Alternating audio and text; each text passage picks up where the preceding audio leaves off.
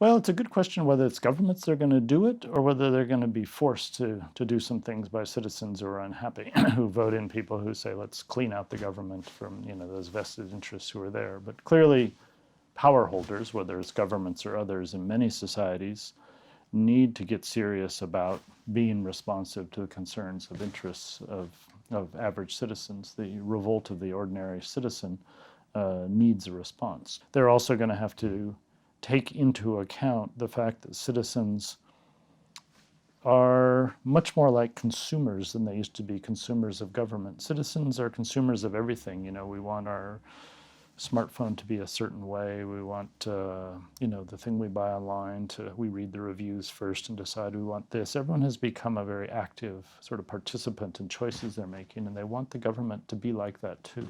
If you look at TripAdvisor, for example, TripAdvisor is just a big, noisy forum full of citizens who are cranky about some hotel they stayed at that had a noisy room, or some site they went to that was disappointing. And TripAdvisor is like a metaphor for what public space is like. And there's usually a lot of cranky, angry people who had a terrible time because there was a party downstairs, their hotel room was noisy, and then the hotel owner didn't respond. They feel just as cranky about government, but how do they express those feelings or opinions except to vote for somebody who says, out with them all, So that's, the governments are going to have to take very seriously both the need to respond, but changing how they respond and creating new mechanisms for citizens to interact with government.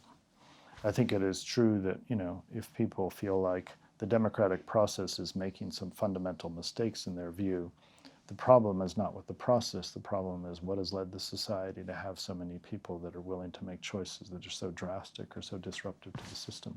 But we can't give up the rules in the system. Therein lies disaster.